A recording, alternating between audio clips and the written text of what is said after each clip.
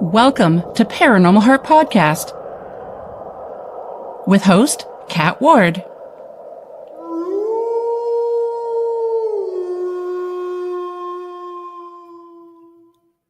Hello, my haunted hearts. Welcome back to Paranormal Heart Podcast, Paranormal Talk with Heart and Soul.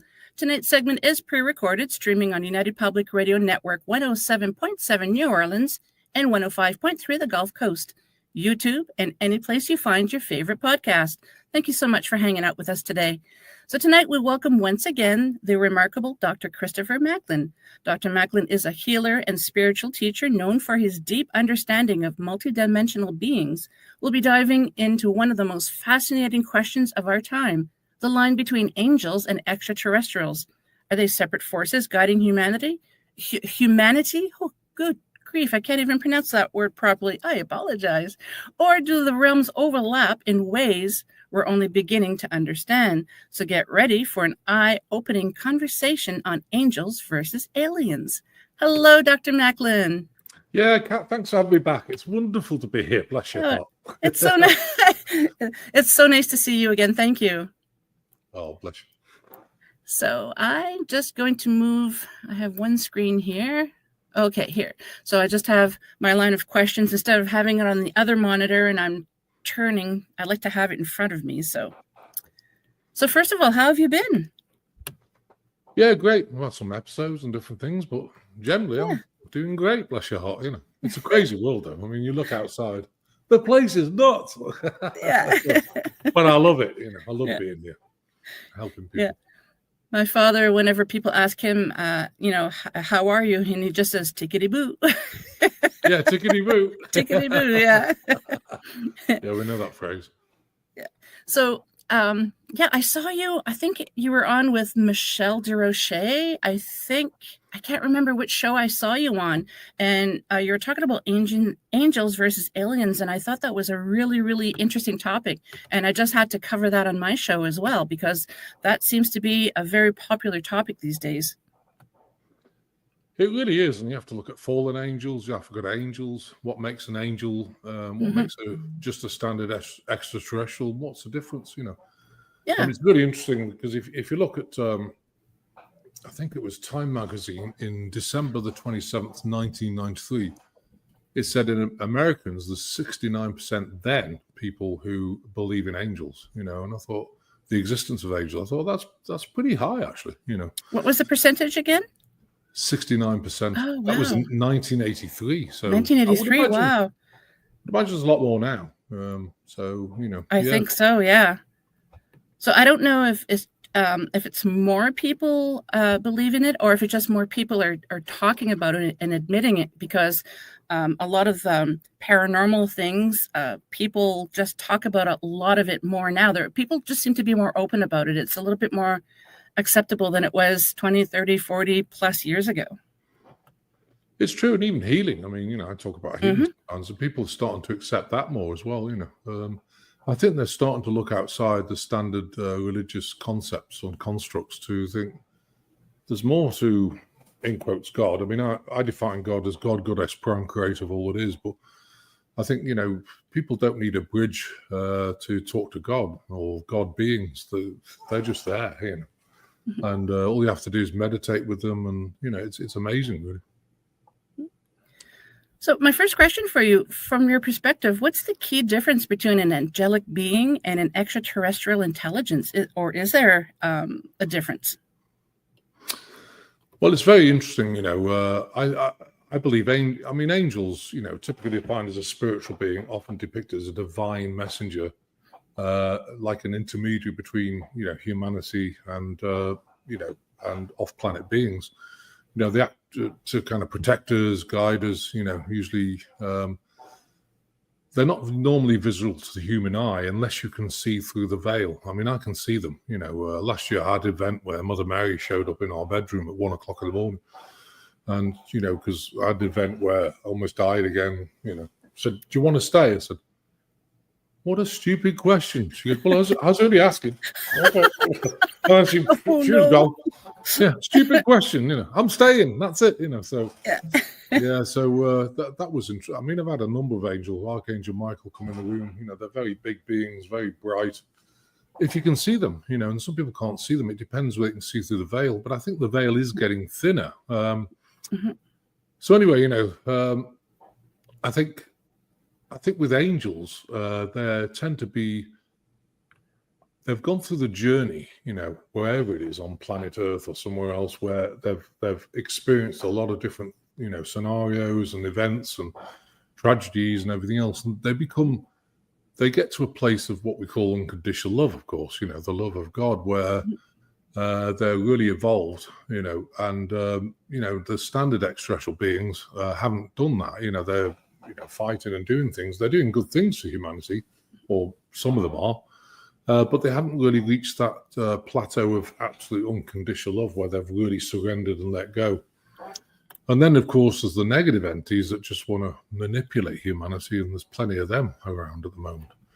And it's interesting because I think right now, the negative entities, or the negative fallen angels, in quotes, are really stepping up their game to really try and manipulate and distract people and attack them, and I've seen that lately. I mean, we work on, healing wise, we work on 3,000-ish people a week, Wow, that's a lot.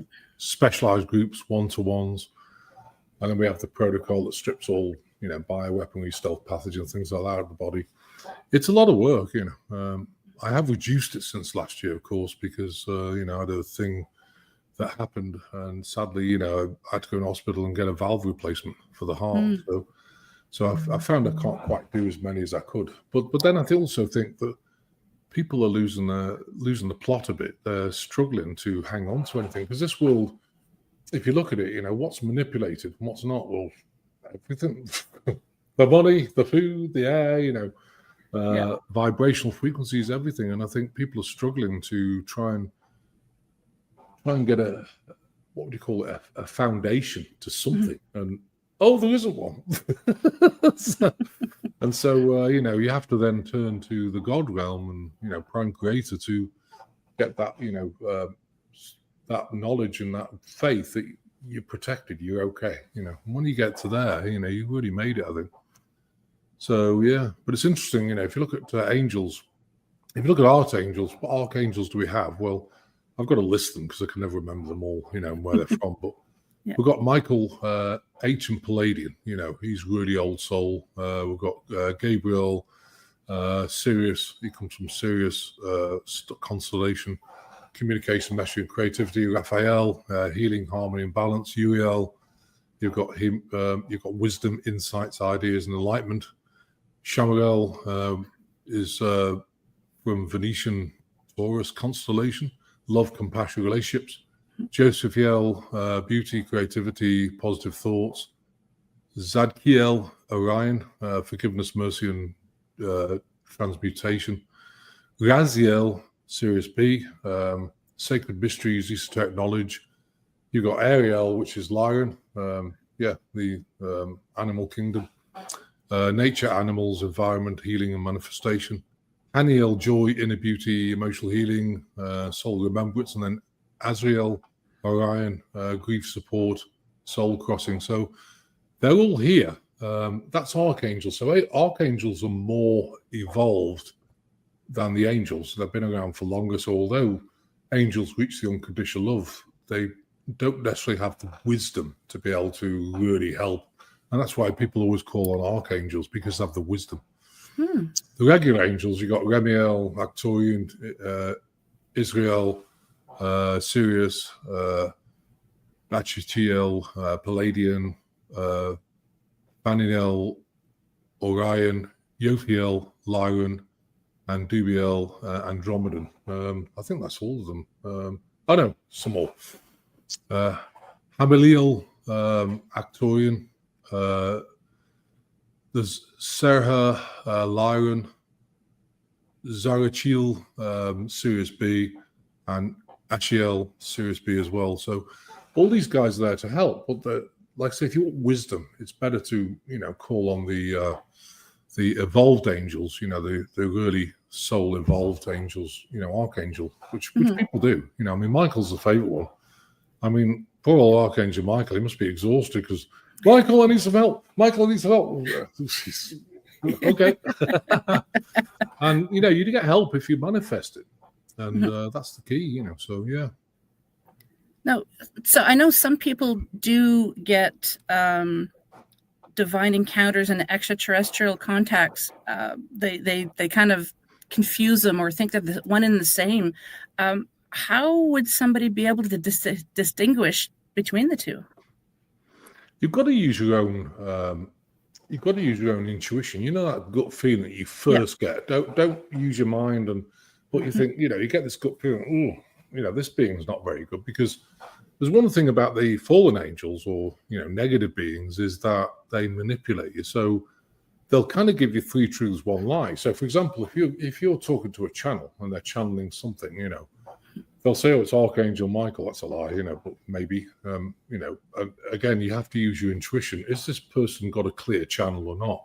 And that's very important because, believe it or not, 97% of readers don't have a clear channel. So what does that mean? So if you're talking to a reptilian entity like an Anunnaki or Draconian, you'll talk about, what do you, this podcast thing that you're doing. How do you know I do a podcast? Well, yeah, they're saying it's great and you should keep doing it and da-da-da. And then they'll give you a couple of other hints about truth that, wow, they're really good. Then they'll give you one big lie, like, oh, Kat, you shouldn't be where you are. You should actually go to France and buy this house with a pink roof, red doors, and a green, driveway. I'd love to go to France. Yeah, but you won't want a house that color. And you kind of maybe think, not. what? And then a lot of people get led because they got 3 or 4 truths before they got the lie. They fly to France, and you're going to find a house somewhere.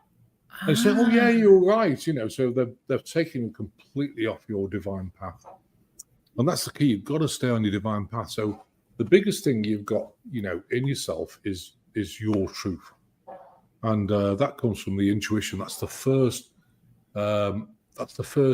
inkling or intuition you get. And don't overthink it. Just, oh yeah, this is not good. And don't think, well, maybe it is, maybe it isn't. You start deliberating, you're going to go off that intuition feeling, and that's really important. That's what we've all got. So, how would you explain to an individual how to be able to use their intuition? Because I know sometimes you think an intuition might feel right, but it's really not. So, how do you explain to an individual how to be able to do that? Well, again, you have to protect yourself. And we have prayers like the 27 Easter at Merkabah field prayer. Because again, if you use a dowsing, we've got dowsing pendants here like this one. Yep. And so, you have to ask it, what's right, what's wrong, and is this true, false? You have to see which way it spins or goes forward and backwards. And then you can ask it questions. Now, again, if you've got a big old Anunnaki or Draconian standing next to you, that can send energy into that pendulum and manipulate it. But if you clear the channel, clear the channel, we have prayers to clear the channel. You can clear it, they'll clear it, and then put a 27 esoteric Merkabah field around you. What will that do? It'll keep these entities away from you so they can't manipulate, and their energy won't get through that esoteric Merkabah field layer. And that's one good, really method of making sure that you get all the truth, and people use it all the time, actually. Some people refer to as bubbling up. Would that be similar to that? Like you're putting a bubble around yourself? Or would that be something different? Well, the 2070 step, it's the same, actually. The Merkabah, if we have a look at this one, the Merkabah is like an 8-pointed star. Okay. Now, if you put 27 layers, one thing I've found over the last 7 or 8 years is that I used to put one layer of a Merkabah field around you, and that was great for a while, and then they started getting more feisty and breaking it down.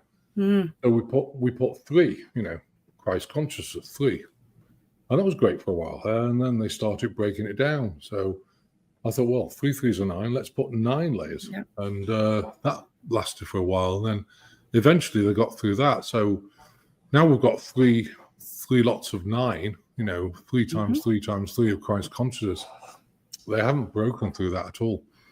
The only way they can get through is if you have like a big event, and I've had people, well, I did the Merkabah field prayer, And then an entity managed to get in and attack me.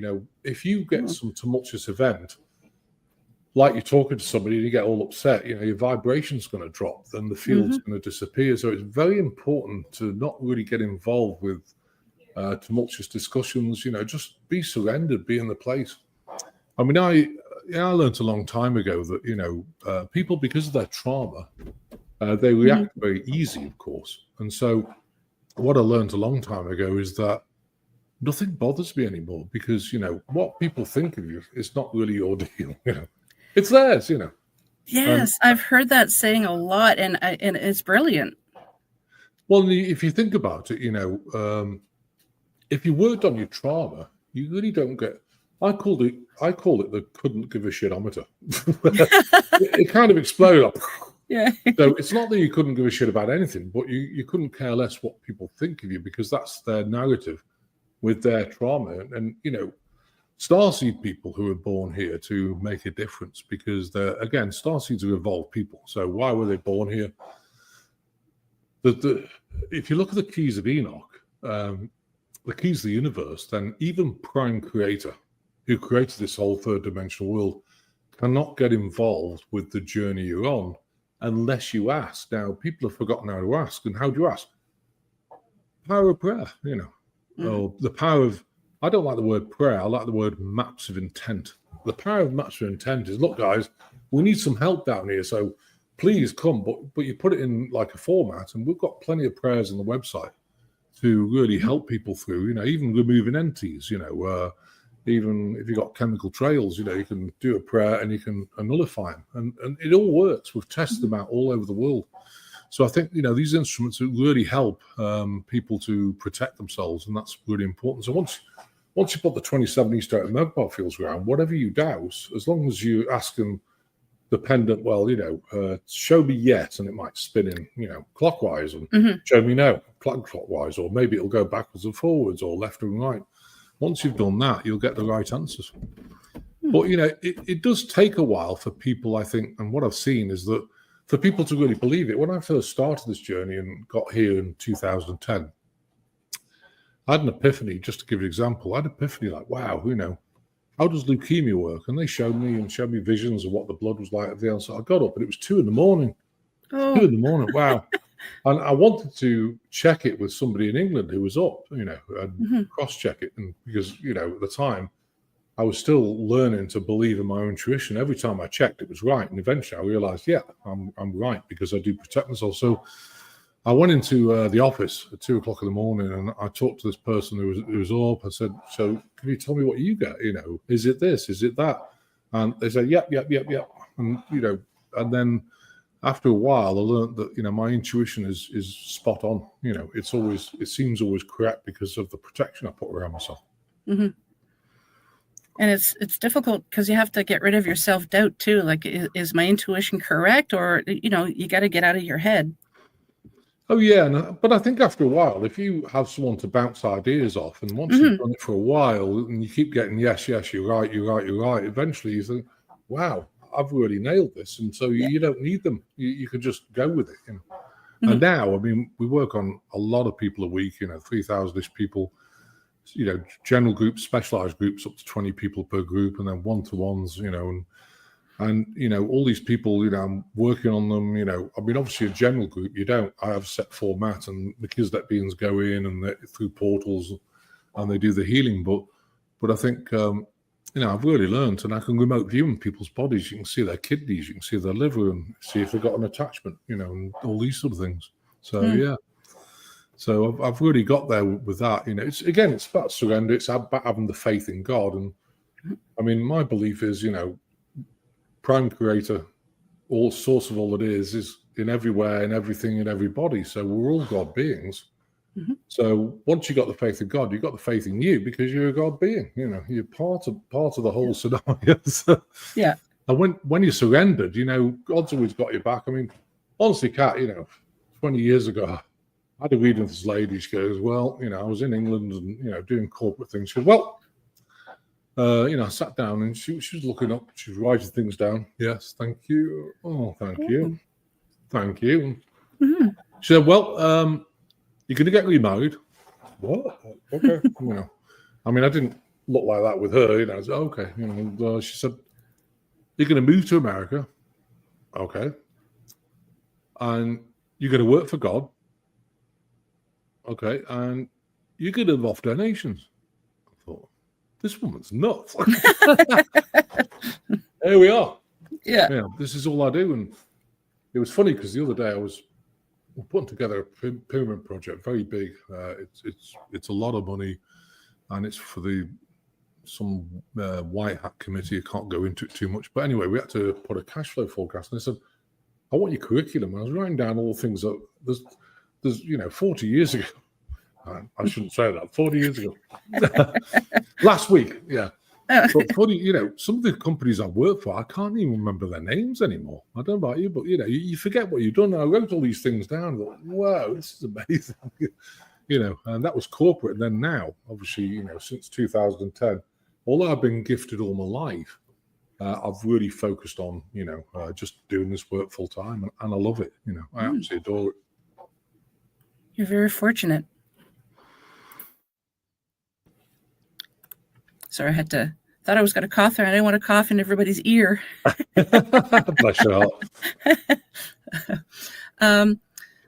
So do certain, how can I word this? Do certain extraterrestrial groups have roles similar to angelic beings, such as protectors, healers, messengers? Yeah, if you look at the good guys, and the good guys are working with us, some of them are angels, some of them are not, but, they're beings who want to help humanity through this transition.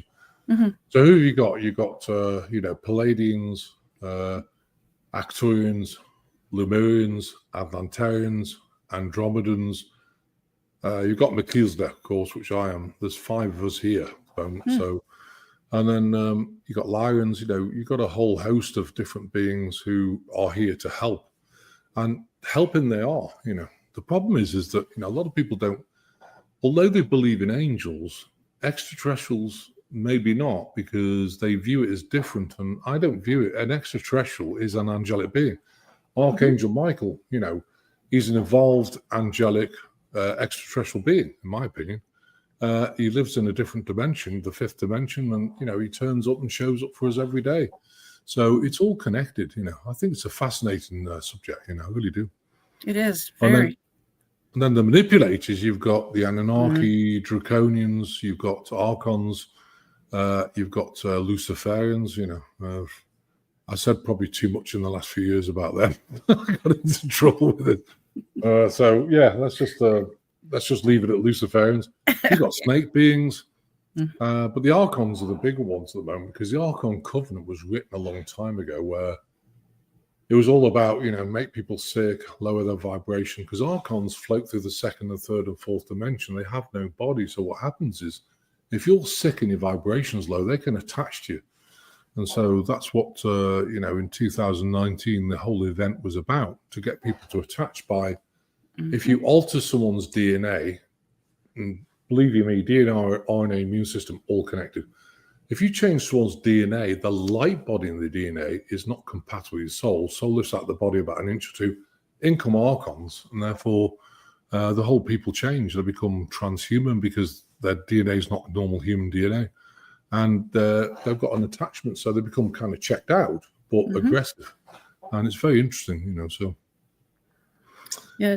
During the pandemic, I find there was so much confusion and anger, and people were afraid. And when you mentioned earlier about a lot of things don't bother you anymore, I've mentioned this on the show before. I had this woman come up to me at a grocery store, and this is before it was mandatory for us to wear the masks. It was your choice at the time, and I was not wearing one. And this woman came up to me, and she was livid. She was really upset that I wasn't wearing a mask. And I thought, I'm not going to have an argument with you. So I just looked at her. I said, I wish you much love and happiness. Take care. And I walked away, and she had this look on her face like, what just happened? What? Yeah. So why did you get reactive? Yeah. Because I find like during that period, like I said, people were so afraid because we didn't know what was going on. So yeah, it was just crazy times. Well, I did. It's interesting because I remember going to Best Buy. I needed something, and I wouldn't wear a mask. It was mandatory. So unless you got a doctor's note. So Yep. so I walked in and he goes, "Oh, sir, you're meant to wear a mask." I said, I can't. I've got the screaming habdabs. He goes, "Oh, well, you better stand over there." And what was funny, I thought it was nonsense, and then I looked up on Google. There's a an actual thing. There's a condition. The scream. Have a look on Google. The screaming habdabs. So if you ever get that again, just say, "I've got the screaming habdabs." Oh my god! And I could see the guy saying, "Is it contagious?" What the heck? Is it contagious? Who knows? Oh my! I had some fun with that because I refused to wear a mask. I wouldn't wear a mask because if you look at things, viral is 3 microns, mask is about 80 microns. So it's just like breathing it in. It doesn't make any difference, So yeah, really interesting. Yeah, but I think it helped a lot of people to feel like they were actually doing something to help with the situation at the time. So I think it helped alleviate the fear in a way. But it was special times. So I have heard you. You've spoken about channeling in higher dimensional beings. How do the communication methods differ between angels and aliens, or is there a difference? If they're higher dimensional beings, it depends. I mean, it's interesting. If you're a starseed person, you've come down here, you've been born here, maybe spliced at birth. It depends what race you are. Palladians, you can put a Palladian soul in a human body because it's badly compatible. We've got 57 different strands of different DNAs from different positive beings. Of course, it was manipulated, but if you're a starseed, you've probably been spliced at birth. Depending, if you're Arcturian or Melchizedek, you're spliced at birth. I've got 84% Melchizedek DNA, and then the rest is human DNA. My body's very different. My heart's the size of a volleyball. It's huge. It's not, but who cares? But Arcturian's the same now. Lions spliced at birth. Other ones not so much. So, but you're down here to do a job, and so what happens is, and this is interesting because when I first, started really focusing on my path, which is 2007 when I went bankrupt, I used to meditate every day. I went to Belize, went on the Mayan temple called Antovich, which is just outside San Ignacio. Very powerful temple. And I was on the top of it, and the energy just blew me wide open. Whoa, I was seeing visions in the sky, and I was just sitting there all afternoon seeing these things. And so I went back to my hotel bedroom in the evening, and I was watching. I said, "Show me my past lives." They did. It was almost like having a 3D TV in your room, showing like Egypt and this and that, and I was just fascinated. Wow, okay, and it blew it open. After then, amazing things got back to England. Amazing things were happening, and once but you have to meditate a long time, because one thing I've learned about your soul family, if this is your soul family, where your soul is actually from, not where you're from. If you have to go and question where am I from, you got a bit of Palladian and you got Arcturian, you're just going to get yes. Well, where am I from? If you say where's my actual soul from, that's something quite different. And I learned I was Melchizedek then, and came back, and I really meditated with the Melchizedek beings, and for a while they didn't contact me. So I was lying there. Okay, guys, I'm here. Nothing. Next night, here, nothing. And this is 3 or 4 hours a day. And eventually I said to them, "Look, I don't know when they're going to contact me, but I'm not giving up on this. I'm committed forever. So don't know what to tell you, And probably a few weeks after, once they connected, everything changed. It was amazing. And I got downloads all the time, cause and effect of diseases and everything. And it was just incredible. And that's where, one thing I tell starseeds out there, if you feel as though you're a starseed, how do you know a starseed? Well, you've got empathy. You don't put up with blah, blah, blah, very much. You don't like blah, blah, blah, all the usual stuff that people talk about because you're very different. You also isolate because you're very different, because people think you're nuts, and because the way you think is very different, and that's okay. But being an empath, of course, you ingest a ton of emotion. And that's why I think a lot of starseed people have got things like PTSD, anxiety, ADD, ADHD, because, you know, when I was younger, about, I don't know, a couple of weeks ago, 3 truths, 1 lie. I've been trying to tell the clients, like, I dye my hair metallic silver, and they're, oh yeah, right. You know? but when I was younger, you know, in my 20s, if someone talked behind my back, it would almost make me throw up, like sick. How can you do that? You know, how can people talk behind your back? Because I never do. And I think another bad thing about starseed people as well is that when you talk people, you just tell them the truth, and they get very reactive because they don't like it, you know. And I remember one of my clients, she was quite perturbed. She was on a group, and she said, well, I went out with these 6 ladies, and so I just told one lady the truth. And she goes, well, how dare you? I demand an apology. And she said, well, how can I apologize for the truth? You know, I don't understand. Because you don't understand. But I think, you know, from their perspective, from the average human perspective, they think you're very intense.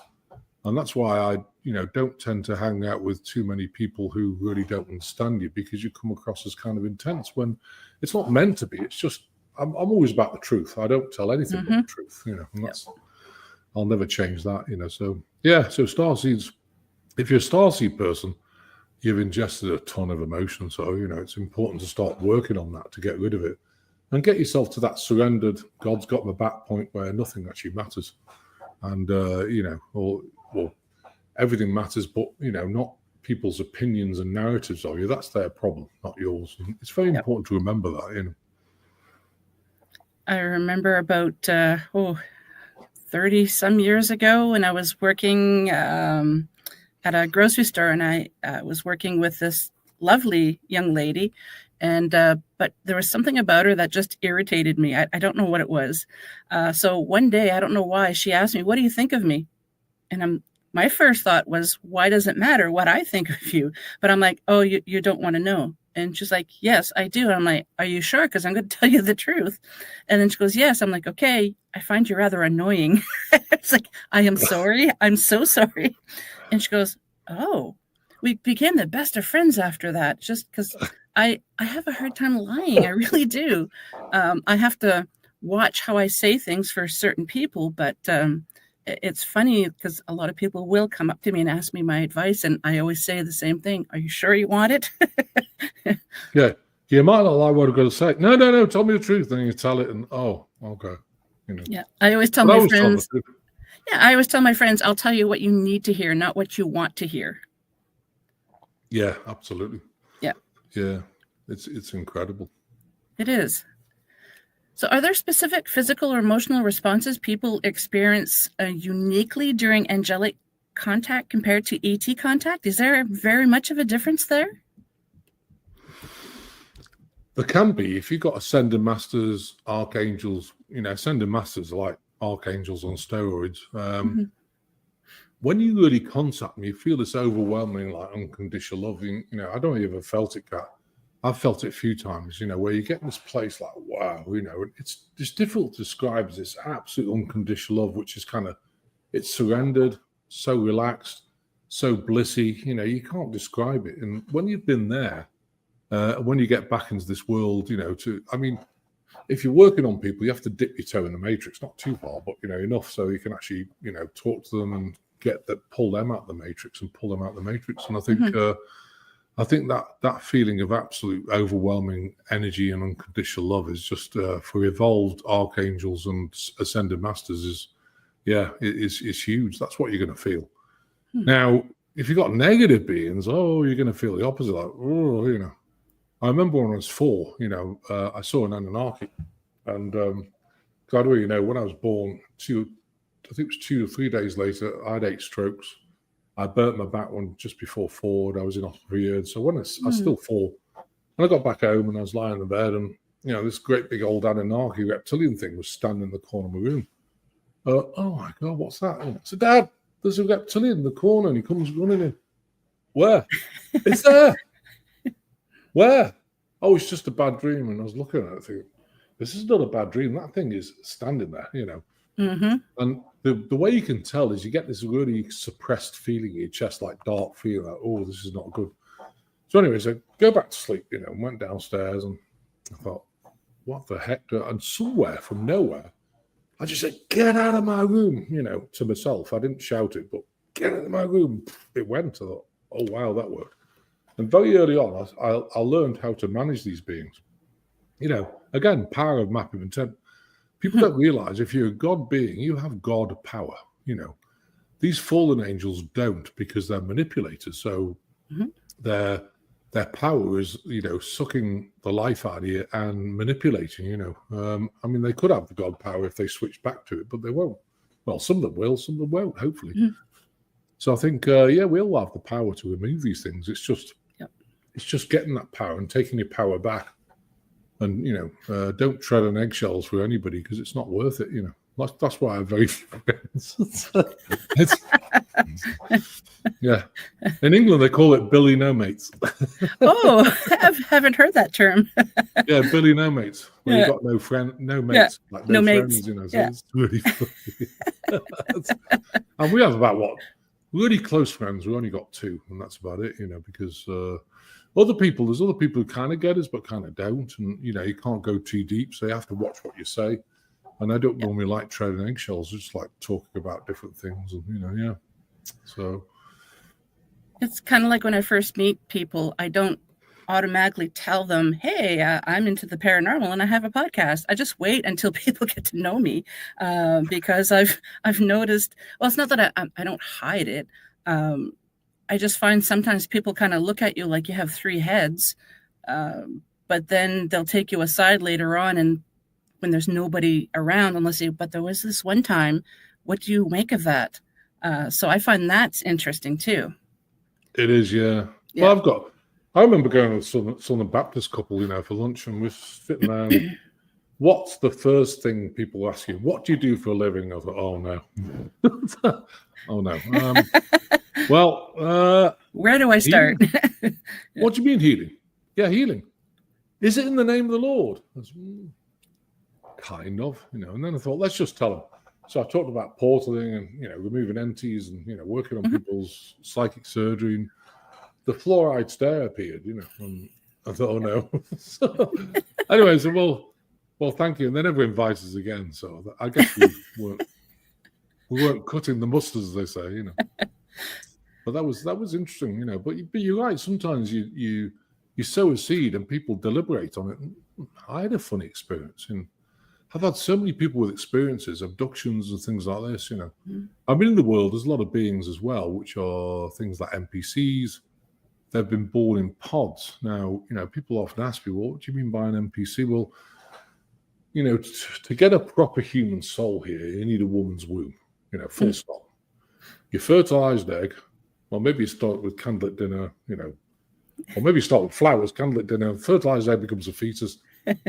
You've got 3 months to get the soul in. So anyway, the soul comes in, because of the God energy around your womb, you're creating life. And so you've got a proper human being. What happens with the pod is, and the Greys were doing this, they were abducting people, stealing eggs and sperm, and then fertilizing these, they're not human beings, they're kind of robotic biological beings in a pod, but they were getting like a draconian AI soul in, because the soul would not come through because there's no woman's womb. And they've been doing this for a lot. And they took the Greys, they're not that smart. Hang on a minute.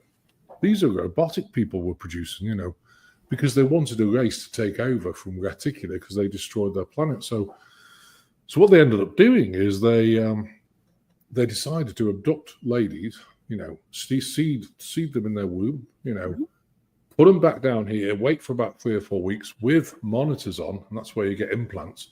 They were monitoring their body. As soon as the soul came, they'd abduct them again, take the fetus out, and then put it in a pod, because then the soul's there, And I've had a lot of ladies who think, well, I was pregnant. I didn't understand that I wasn't. What's going on, Yeah. And, you explain it to people, which they get upset about. But then, once you realize what it is, you can then start transmuting the emotion. So that's been very interesting. So, of course, to lower the vibration of the human race, there's 75% of people who are NCPs, NPCs.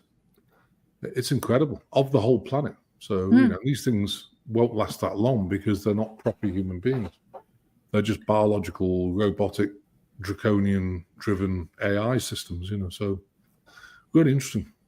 It's the first time I've heard anyone refer to them as kind of robotic, but it does make sense. Well, you can always tell, because if you go down the store, if you look at the eyes, there's nothing there. It's dead. They can't do a monologue. They have really not much expression. You can tell they're just doing robotic stuff. They've really got no thoughts or reason or anything else. It's really interesting. It's kind of sad, really, but yeah.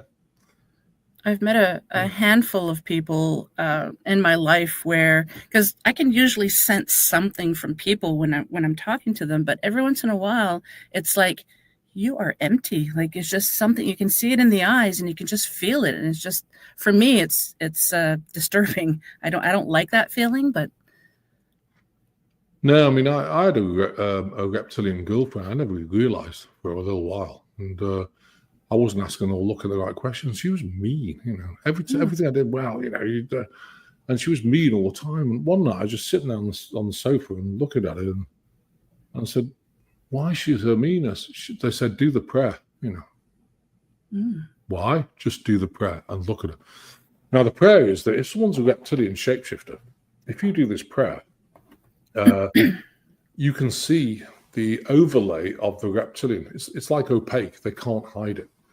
So I sat there and I had the prayer. The prayer goes like this, or map of intent goes like this. You ground yourself. I am of God. I ground myself to the earth. Dear God, I command you, show this person in their true form. And I thank you, God. And do you know what will happen? You'll see this. It's really obvious. You can see like a reptilian overlay of their true form. And anyway, that happened. Oh, God. Next morning, got all my stuff and I was gone. Wow. Isn't that incredible?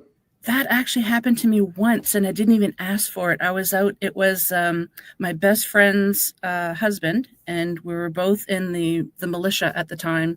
And so it's just like the reservist. And after we were done our 3-hour work, we just go to a restaurant, have some coffee, whatever. And all of a sudden, his face changed. And I sat there and I just looked at him and then he went right back to his normal self. And I thought, what the heck was that? It's the only time it ever happened. Yeah, it was. A few people are that, because I watch their face, it starts to morph. They're trying to stay in their true form. And then I just, okay, go on, because they've been showing me this person. They literally, the energy in their face starting to pixelate to their other form. It's amazing. I've seen that a lot, So there's a lot of reptilian shapeshifters amongst us as well, of course, which is really interesting. That was the one and only time I ever witnessed that. I was just like, holy cow. Yeah, I know. It's kind of, especially that girlfriend. Oh, God. Well, yeah, especially do I tell my best friend? That her husband is not what he seems. Do I let it go? They wound up not staying together after all, but it's just, did I really see what I just saw? It was it was unnerving. It is, but I think if you have the light, eventually you have the intuition that something's not right about this, and you do something about it, or the thing's going to go south. I mean, I get a lot of people at the moment. It's interesting because people, there's a certain element of couples where one of them wants to get really spiritual, and the other one's third dimensional, but the separation is so huge. What do you do? Because one of them's treading eggshells, the other one's just berating the other one, saying, "Oh, conspiracy theories, da da da." Mm-hmm. Do you want to live in that situation? The answer is probably not. I mean, I encourage people to stay together, but I don't encourage them if it's going to just be trauma all the time. What's the point? It's time to move on. I think in this day and age, it's different. You have to do what you need to do to be in that peaceful, tranquil, surrendered place. And I mean, I got there a long time ago. Now in the last year we've finished building a house on 40 acres here. It's got woods around it. The Amish built it, and it's just like heaven on earth. So and it's great because I'm not amongst people, which means I'm doing this healing, but then I can regenerate myself without being in like a big community. And it's really beautiful. It must be so grounding as well with all the trees around you. Oh, it's gorgeous, absolutely gorgeous. I love it. I really do. Yeah. And the Amish building it, they've done an yeah. incredible job. It's a beautiful place. So it's well made. Oh yeah, like way over spec, and Yeah. but it was worth it. I look at it and think, wow, I've not seen a better house than this built. It's beautiful. Nice. So, How long did it take them to build it? should have been a year, but what happened is that the architect guy was brought up with the Amish, but he's he's in the normal place. He's not Amish per se, but he knows their ways, and he runs the Amish teams. He drives them around, everything else. Anyway, they started building it, and they put the foundations and everything else. Then everything stopped for about 6 to 8 months, and there's backup on the concrete, everything else. I found that the last house they were building was almost finished, got struck by lightning, and so they had to dismantle 2/3 of it and rebuild it again. That's why it took 2 years instead of 1, but that's what it is. Nice. Everything happens in God's timing, so I always feel blessed. There's usually a reason why. Like, it's just like if I'm driving and I want to get to my destination and I'm being, there's detours or just something stopping me from getting there at the time that I want. And now I've learned that there's always a reason. And then you usually find out there was an accident over there or whatever. Had I been on my regular trajectory is not the word I'm looking for, but on my regular drive with nothing stopping me, that could have been me. And it's amazing. Well, these angelic beings are always there for you. I remember being in India. I don't know if I mentioned this before, on the past podcast, but I was in India and I went out to see the Dalai Lama. Don't know what I was thinking, but anyway, I didn't. Obama was over here, so they blocked that. That's interesting. Anyway, I was doing various things out there, and I went to, and then on the way back, I went to the northern camp, the Tibetan northern camp, which is north of Delhi, and it's all Tibetan people, and I stayed there for a while, and then 3 days before I was supposed to go back, they said, you need to delay your ticket for another three days. What? And this is when I had virtually no money. I said, well, why? You need to delay your ticket for 3 days. I said, why? Just delay your ticket for 3 days. Okay, I'll listen. Got to phone my brother, and anyway, I changed the ticket. On the day that I was meant to fly in from Delhi to, I think it was going to London, Heathrow, or wherever, plane never took off. It went to the end of the runway and blew up and killed everyone on board. Oh, wow. I said, was that meant for me? And they go, well, yeah. Why do you think we said, Jen? So I had to bless everyone on board, everything, and I thought, yeah. And last year was the 290th time to take me out. And I thought, well, you're not doing a very good job. It must be getting hard for them because you're onto them now. So, well, yeah, I mean, I've been dusted with bioweaponry, in conferences and you name it. It's happened. I got really sick many times, but but because I realised what it was, because they always told me, I said, what was that? I was walking around with the expos and I felt this like dusting on. What the heck's that? It's not like just a bit of someone sprayed me a bit of water. I said, what's that? They go, it's a bioweapon. Get back to your room right now. So I got back to my room. I worked on myself. My temperature flew up. I got really sick. And anyway, when I came back, I had it lab analysed. And it was 3 components to malaria, which comes from rats. It's deadly. It's a deadly bacteria. It was delivered through a solvent, which is banned after 1960 because it sinks through the skin so well. And it had a binding agent to bind the cells to make it worse. And I thought, wow, this is insane. Wow. And really high levels in my body. And of course, you go to the hospital, if you passed away, they'd checked it. They don't check for bioweapons. They just check for the average things in the street. Oh, I don't know what it is. Oh, well, natural causes, or whatever. So that was interesting. Wow. How did you feel at that moment? Like, I felt kind of upset with them, really, but Dr. Hildy had been working with, since 2010. The woman's a genius. She's now retired because they tried to take her out because she's a world-leading industrial toxicologist. So she knows all the stuff, She said to me, be very careful of your handles because they put elephant tranquilizer on it. If you touch that, you're going to die within minutes and things like this. No. It's insane, isn't it? Wow, that's crazy. Yeah. And there's a crustacean, like a purple crustacean. I've forgotten the name of it, but apparently it's the most deadliest poison on the planet. And of course, they use that, So there's various things, and you think, well, yeah, I'm still here. We're still doing it. I'm happy. Yeah, bless you. But you just get used to it. Oh well, never mind. Moving on. Yeah, they tried again. Yeah, no, it's crazy though when you think about it. Yeah. So you touched on it a little bit earlier, but what signs in particular should people look for to discern whether an experience is benevolent, deceptive, or harmful? Is there anything that people can actually look for? Yeah, I mean, normally angelic interactions, normally they won't show themselves. There's like a rule again, keys of Enoch, rules of the universe, that you're not allowed to show up, like even Mother Mary, Archangel Michael, and show themselves before you.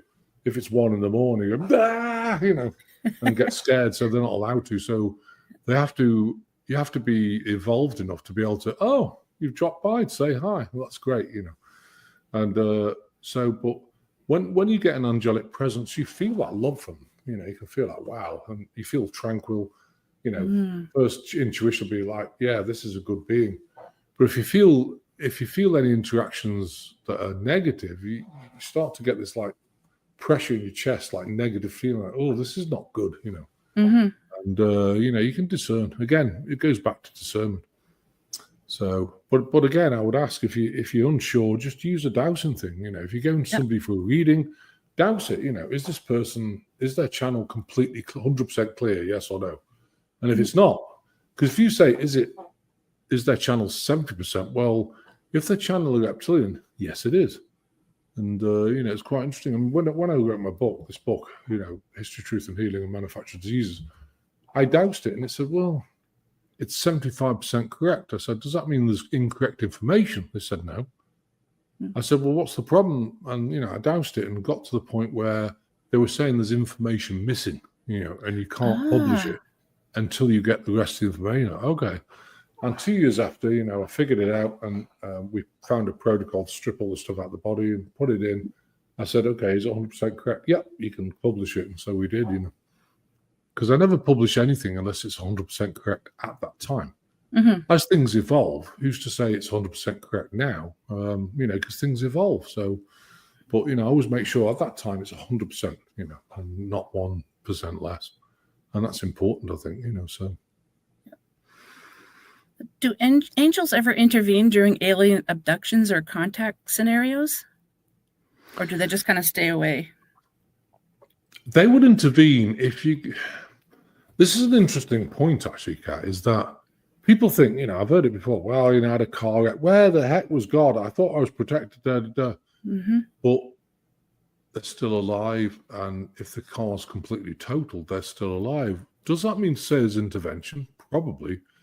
But does it also mean to say you're on a path where you need to experience that car wreck to further evolve as a spiritual being? There's probably a lesson in it. And there's always lessons. The older your soul is, oh God, the older your soul is, there are more stuff you have to put up with in this lifetime. And believe me, I think a lot of people have. And the worst scenarios and interventions you've had are the best for growth. They really are, because that trauma, you've got to transmute it. And it's not just about forgiveness. To me, it goes beyond that. I call it wisdom beyond forgiveness, knowing that person abused you, whatever way they did, and you have the wisdom to thank them for the blessing, because it's made you into the beautiful, strong person you are today. If not, you wouldn't be that strong person. I mean, my father, I chose the family.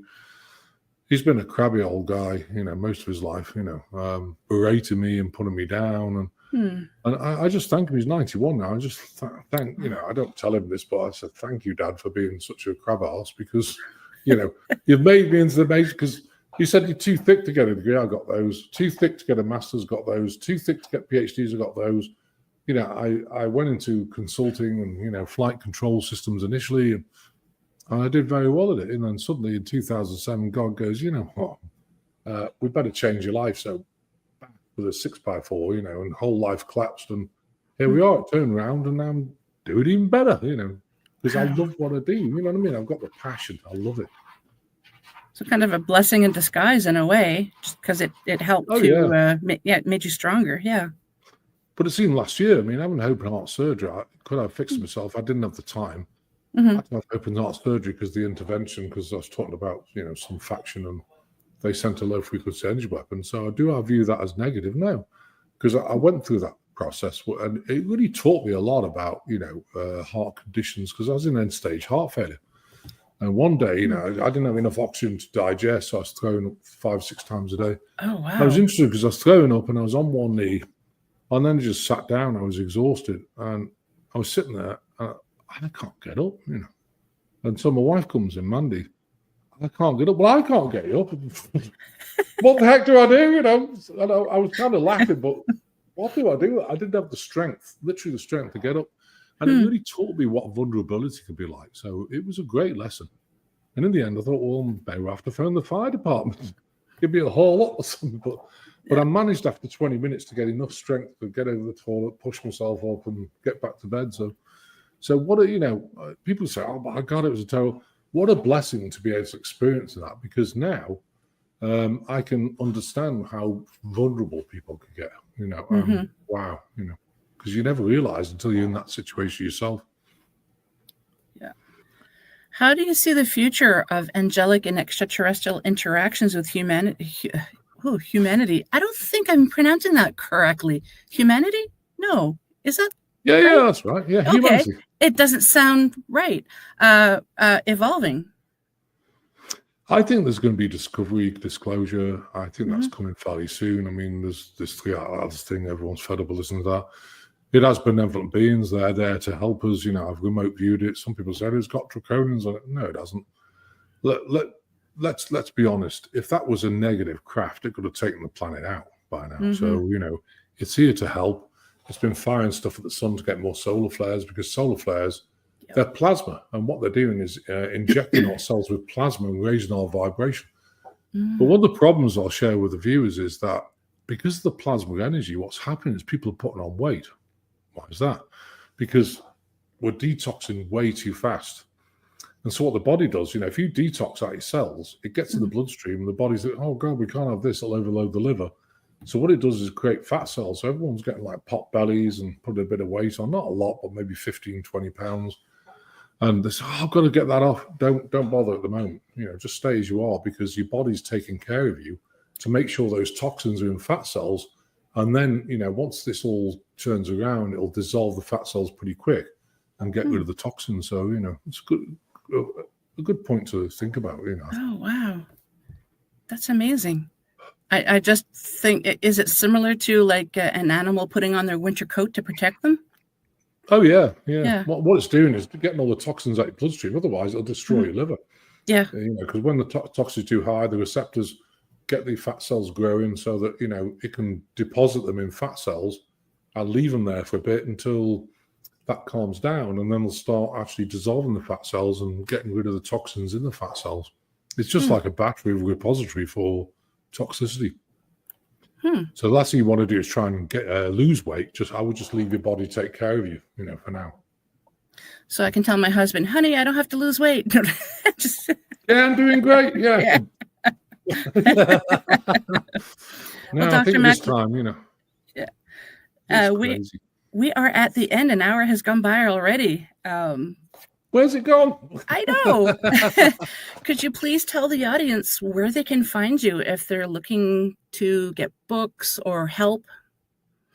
Yeah, if you want any help, just go to globalenlightenmentproject.com. It's globalenlightenmentproject.com. We do twice a week, we do a general healing. It's by donation. If you have no money, please come on. That's why I do it, because I've been there, got the T-shirt on that one.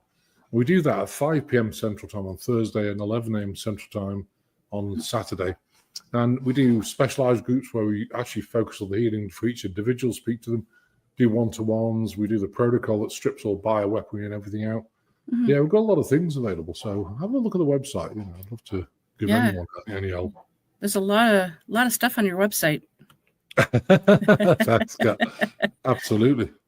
Well, thank you so very much again for being here. I'm really happy that you took the time to hang out with me in the audience. So thank you. No, it's a pleasure. Thanks for having me. Bless your hearts. I hope it's been useful. Oh, absolutely. If you have a few moments to chat after I say my farewells to the audience. So if you don't mind. Absolutely. Okay. Thank you so much again. Well, a huge thank you to my special guest, Dr. Christopher Macklin, tonight, and to you, my wonderful audience, for tuning in. I also want to thank UPRN 107.7 New Orleans, 105.3 the Gulf Coast for carrying the show. And if you enjoyed tonight's episode, please like, subscribe, share, and comment. It truly does mean the world to me. And if you'd like to be on the show, have guest or topic ideas, or just want to say hello, drop me an email at paranormalheart13@gmail.com. Until we meet again, take care of yourselves and each other. Much love to you all.